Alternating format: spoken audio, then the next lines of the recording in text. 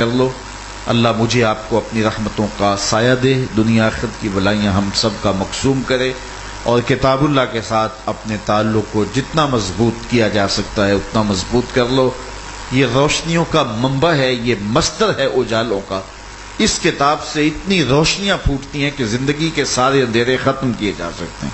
یہ طمانیت قلب کا سبب بھی ہے، یہ روح کے اجالوں کا سبب بھی ہے، یہ کتاب زندگی ہے، کتاب حیات ہے۔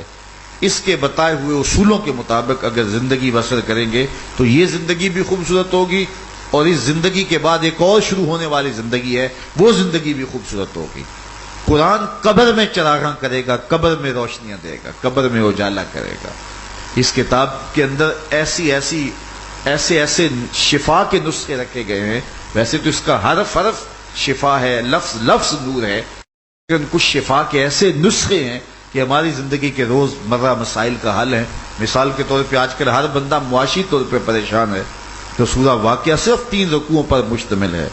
اگر یہ معمول زندگی بنا لے تو سورہ واقعہ جہاں ہوگی وہاں نحوستیں اور بے برکتیاں نہیں ہوں گی۔ حضرت عثمان غنی رضی اللہ تعالیٰ عنہ حضرت عبداللہ ابن مسعود رضی اللہ تعالیٰ عنہ کا حال پوچھنے گئے جب وہ بیمار تھے، اور یہ خلیفہ ثالث تھے، اور اللہ تعالیٰ نے ان کو بہت مال و دولت بھی دیا تھا، اور حضرت عبداللہ ابن مسعود کی بیٹیاں ہی بیٹیاں تھیں۔ تو جب یہ واپس پلٹنے لگے تو انہوں نے اشرفیوں کی کچھ تھیلیاں حضرت عبداللہ ابن مسعود کو پیش کی۔ تو حضرت عبداللہ ابن مسعود نے حضرت عثمان سے کہا کہ یہ کیا ہے؟ تو انہوں نے کہا یہ خدمت ہے تھوڑی سی، اور آپ بیمار ہیں اور آپ کی بیٹیاں ہی بیٹیاں ہیں، تو آپ قبول کر لیجئے۔ تو حضرت عبداللہ ابن مسعود نے کہا کہ یہ کسی اور کو پیش کر دینا، میری بیٹیوں کی عادت یہ ہے کہ اتنی دیر تک سوتی نہیں ہیں جب تک سورہ واقعہ نہیں پڑھ لیتی، اس لیے چونکہ ہمیں تو کوئی ٹینشن نہیں ہے، کیونکہ ہمارے پاس سورہ واقعہ موجود ہے، اور یہ میں نے حضور سے سنا تھا، اور میری بیٹیاں اس کی عامل ہیں، تو اس لیے ہمیں آپ اس وجہ سے کہ یہ ان کا کمانے والا بعد میں کوئی نہیں ہے تو آپ ٹینشن نہ لیں، ہمارے پاس سورہ واقعہ جو ہے تو یہ اس کو دیں جس کے پاس سورہ واقعہ نہ ہو۔ تو یہ سورہ واقعہ اتنی روشنیاں دیتی ہے، اتنے اجالے بڑھے، اور اس کا آیت الکرسی ہے، اس کی تلاوت معمول بنائیں تو اس کا ایک اپنا نور ہے۔ حضرت ابو ہریرہ رضی اللہ تعالیٰ عنہ فرماتے ہیں کہ حضور نے مجھے صدقے کے مال پہ مقرر کیا تھا، اور فرمایا تھا کہ ذرا اس کا خیال رکھنا، کوئی اس کو نقصان نہ پہنچائے۔ تو فرماتے ہیں کہ میں ایک دن رات کو دیکھا کہ ایک شخص نے کپڑا بچھایا ہے اور صدقے کی کھجوریں اس میں ڈالنے لگا ہے۔ تو میں نے دیکھا تو میں آگے گیا اور جا کے اس کا بازو پکڑ لیا۔ میں نے کہا کہ تم یہ کیا کر رہے ہو؟ اس نے کہا میں کثیر العیال ہوں، چھوٹے چھوٹے میرے بچے ہیں، اور ذرائع آمدنی میرے بہت تھوڑے ہیں، مجبور ہو گیا ہوں، میں کوئی چور تھوڑا ہوں۔ تو کہتے ہیں مجھے ترس آ گیا، میں نے اس کو چھوڑ دیا۔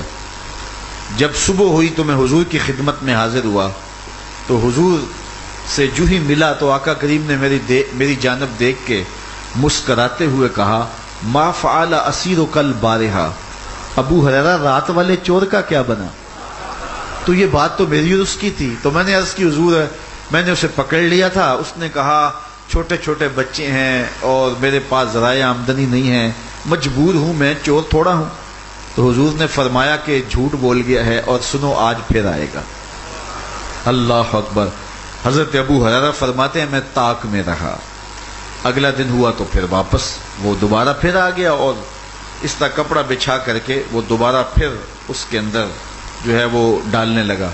تو میں نے پھر اس کو پکڑ لیا، تو پھر وہ ترلے منتیں، چھوٹے چھوٹے میرے بچے ہیں، مجھے معاف کر دو، دوبارہ نہیں آؤں گا۔ تو خیر میں نے چھوڑ دیا۔ اگلے دن پھر حضور کی خدمت میں حاضر ہوا تو حضور نے پھر کہا ما فعل اسیرک البارحہ، وہ کیا بنا رات والے قیدی کا؟ تو میں نے کہا حضور میں نے اس کو چھوڑ دیا۔ تو حضور نے فرمایا جھوٹ بول گیا ہے، اچھا پھر آج پھر آئے گا۔ اللہ اکبر۔ پتہ نہیں یہ کس چکر میں لوگ پڑے ہیں کہ نبی گزرے کا نہیں جانتا، آنے والے کا نہیں جانتا۔ اس ایک حدیث میں گزری خبریں بھی، آنے والی خبریں بھی۔ تو فرمایا آج پھر آئے گا۔ تو حضرت ابو ہریرہ فرماتے ہیں میں طاق میں رہا اور وہ واقعہ آ گیا، میں نے بازو پکڑ لیا، اس نے ترلے منتیں، میں نے کہا آج نہیں چھوڑوں گا تجھے، پکڑ کے حضور کے پاس لے جانا۔ تو جب میں نے حضور کا نام لیا تو وہ کانپنے لگا، کہا میں تمہیں ایک بات سناتا ہوں، اگر تمہیں پسند آ جائے تو مجھے چھوڑ دینا، نہ آئی تو پھر نہ چھوڑنا۔ میں نے کہا ٹھیک ہے۔ اس نے کہا کہ رات جب سونے لگو اور تمہاری کمر بستر پہ لگے تو سونے سے قبل آیت الکرسی پڑھ لیا کرو اور فجر تک تمہارے پاس شیطان نہیں آئے گا۔ کہتے ہیں بات مجھے بڑی اچھی لگی تو میں نے اس کو چھوڑ دیا۔ تو جب صبح گیا حضور کی خدمت میں تو حضور پھر مسکرائے، جس کی تسکین سے روتے ہوئے ہنس پڑے، اس تبسم کی عادت پہ لاکھوں سرا۔ فرمایا ما فعل اسیرک البارحہ، ابو ہریرہ رات والے قیدی کا کیا بنا؟ میں نے عرض کی حضور اس نے یہ کہا اور مجھے بات پسند آ گئی تو میں نے چھوڑ دیا۔ تو آقا کریم نے فرمایا بندہ تو جھوٹا تھا لیکن بات سچی کر گیا۔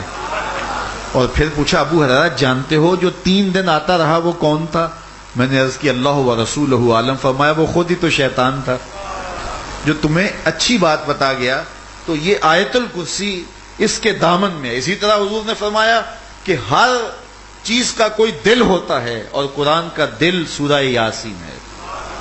اللہ اکبر، سورہ یاسین پڑھو گے تو بے پناہ برکتیں اس کے دامن میں رکھی ہوئی ہیں۔ اسی طرح جو ہے عروس القرآن، قرآن کی دلہن سورہ الرحمن ہے، جب اس کی تلاوت کریں گے تو دل نہال ہوتا چلا جائے گا۔ اسی طرح جو ہے وہ جو ہے اللہ کی مدح جس صورت میں بیان کی گئی ہے، کون سی صورت؟ قل ھو اللہ احد، سورہ اخلاص، یہ پڑھیں گے تو ثلث قرآن کا ثواب ملے گا، یعنی صرف 3 مرتبہ پڑھیں گے تو پورے قرآن پڑھنے کا ثواب نصیب کر دیا جائے گا، اور یہ اللہ کی رحمت سے کوئی بعید نہیں ہے، اور یہ اللہ کی مدح کرنے والی صورت ہے۔ حضور علیہ السلام کی خدمت میں ایک شخص نے عرض کی حضور ہمارا امام جو ہے وہ سورہ اخلاص ہی پڑھتا ہے۔ آقا کریم نے فرمایا بلاؤ، بلایا گیا تو فرمایا تم یہ صورت ہی بار بار کیوں پڑھتے ہو؟ کہا اس میں اللہ کی مدح ہے۔ تو حضور علیہ الصلوۃ والسلام نے اسے دعا دی، فرمایا اللہ اس کی برکتیں تجھے عطا فرمائے۔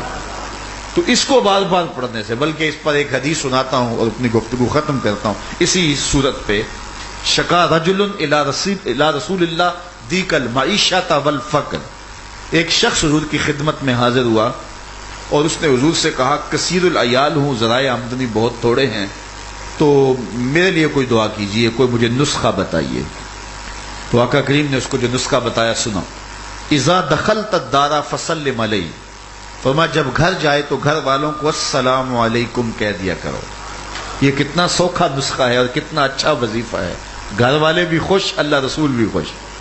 فرمایا جب بھی گھر جائے، حضرت سہل بن سعد الساعدی رضی اللہ تعالیٰ عنہ کی سے یہ روایت مروی ہے، کہا اذا دخلت الدار فسلم علیہ، جب گھر جائے تو السلام علیکم کہہ دیا کرو، اس کے بعد 1 مرتبہ سورہ اخلاص پڑھ لیا کرو۔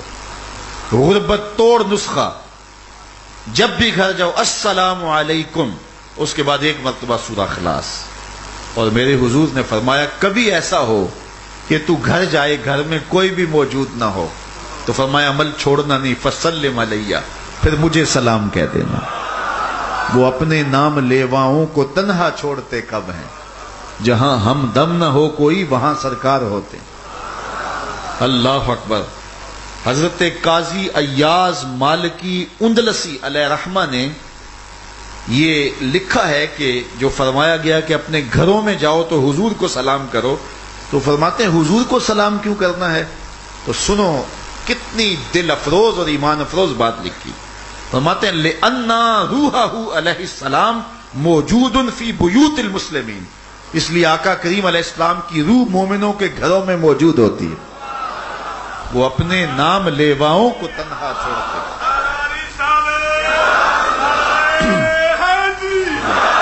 وہ اپنے نام لیواؤں کو تنہا چھوڑتے کب ہیں، جہاں ہم دم نہ ہو کوئی وہاں سرکار ہوتے ہیں، جہاں تعمیر الا اللہ کے مینار ہوتے ہیں، مکین گنبد خضرا کے وہاں دیدار ہوتے ہیں۔ تو کہا جب گھر جائے تو گھر میں کوئی موجود نہ ہو تو کوئی بات نہیں، پریشان نہیں ہونا، فسلم علیہ، پھر مجھے سلام کہہ دینا اور سورہ اخلاص پڑھ دینا۔ وہ کہتے ہیں میں عمل شروع کر دیا، گھر جاتا السلام علیکم، اس کے بعد السلام علیکم کے بعد میں سورہ اخلاص 1 بار پڑھ دیتا، اور اگر کبھی گھر جاتا تو گھر میں کوئی موجود نہ ہوتا پھر تو مجھے چاہ پر چڑھ جاتے نا، پھر میں کہتا یا نبی سلام علیکہ، پھر حضور کی بارگاہ میں سلام پیش کرتا اور اس کے بعد 1 مرتبہ سورہ اخلاص پڑھ دیتا۔ اب اگلی بات سنو، فرماتے ہیں حتی افاد اللہ جیرانہ، اس عمل کی برکت سے میں نے تو امیر ہونا ہی ہونا تھا، میرے ہمسائے بھی امیر ہو گئے، میرے ہمسائے بھی امیر ہو گئے۔ تو قرآن کو اپنی زندگی میں بسا لو، قرآن کو شامل کر لو، دنیا بھی سنورے گی، قبر بھی سنورے گی، نزا کا عالم بھی سنورے گا، حشر میں بھی اجالے ہوں گے، قبر میں بھی اجالے ہوں گے، جنت کی بہاریں بھی نصیب ہوں گی اور رسول اللہ کا ساتھ نصیب ہوگا۔ تو اس کتاب سے جڑو، اس کو ورق ورق پڑھو، اس کو حرف حرف پڑھو، اس کو رکوع رکوع پڑھو، اس کا ایک ایک آیت ممکن ہو تو ایک ایک آیت روز پڑھ لو، اور اس کو ترجمے اور تفسیر کے ساتھ، توضیح کے ساتھ، شان نزول کے ساتھ اس کتاب اللہ کی تلاوت کا معمول بناؤ، اپنے بچوں کو بٹھا کر کے قرآن پڑھاؤ، ماہ سیام میں خاص اس کا اہتمام کرو، اور عام ایام کے اندر بھی تمہارا کوئی دن ایسا نہ گزرے جس دن تم نے قرآن نہ پڑھا ہو۔ اپنے اوپر حرام کر لو وہ دن جس دن کتاب اللہ سے آپ کا تعلق نہ رہا ہو۔ روزانہ درس قرآن دو، روزانہ درس قرآن سنو، یا روزانہ قرآن مجید کی تلاوت معمول زندگی بناؤ، پھر دیکھنا زندگی کتنی روشنیاں اور کتنے اجالوں سے بھر جاتی ہے، اور کتنی نور بدامہ ہو جاتی ہے۔ تو اس کتاب سے تعلق اپنے من میں، اپنے باطن میں، اپنے اندر اتار لو۔ اللہ تعالیٰ جل شانہ اس کتاب کے ساتھ ہمارے ربط کو مضبوط فرمائے، اور اس کتاب کے اجالے ہماری زندگیوں میں فرمائے، اور اس کا چراغاں ہماری قبروں میں کرے، ہماری نسلوں میں اس کا فیض منتقل کرے۔ یہ رسول اللہ کے سینے پہ اترنے والی پاکیزہ کتاب اور رب کا کلام ہے، اور اس کی برکتیں اللہ تعالیٰ ہم سب کے باطن میں، ہمارے قلوب میں اتار دے۔ کی محمد سے وفا تو نے تو ہم تیرے ہیں، یہ جہاں چیز ہے کیا لوح و قلم تیرے ہیں۔ اقبال کہتے ہیں حضور سے وفا کر لو، پھر قلم بھی تمہیں دے دیں گے، تختی بھی تمہیں دے دیں گے، پھر جو لکھنا ہوا خود ہی لکھ لینا، تمہاری تقدیر کے فیصلے کہیں اور نہیں ہوں گے، بلکہ خدا بندے سے خود پوچھے گا بتا تیری رضا کیا ہے۔ شرط یہ ہے کہ وفا کا رشتہ رسول اللہ صلی اللہ علیہ وآلہ وسلم کے ساتھ مستقل قائم کر لیا جائے۔ اللہ کی بارگاہ میں پھر دعا گو ہوں کہ اس مسجد کی رونقیں قیامت تک آباد رکھے، اس کے بانیان سے لے کر کے اس کے نمازیوں تک، جو مسجد میں جھاڑو بھی دیتا ہے اللہ اسے بھی جزا دے، بلکہ جو گلی سے گزرتے اس مسجد کو محبت کی نظر سے دیکھتا بھی ہے اللہ اسے بھی محروم نہ رکھے۔ اب مسجدوں کو سجدوں سے آباد کرو، مسجدوں کی آبادی سجدوں سے ہے۔ 5 گانا نماز میں رونقیں ہوں تو دل باغ باغ ہو، اللہ اکبر، جگہ نہ ملے مسجد کی وسعت کرنی پڑ جائے، اس قدر اپنے اپنے علاقوں میں مسجدوں کو آباد کرو، نماز کی تحریک چلاؤ، ترجمۃ القرآن کی تحریک چلاؤ، اور کتاب اللہ کے ساتھ جڑنے کی تحریک چلاؤ۔ سویر سے شام تک کس کس موضوع پہ گفتگو کرتے ہیں، سارے موضوعات چھوڑو اور قرآن کے موضوع پہ بات کیا کرو، انشاءاللہ زندگی میں چراغاں ہوگا۔ وآخر دعوانا ان الحمد للہ رب العالمین۔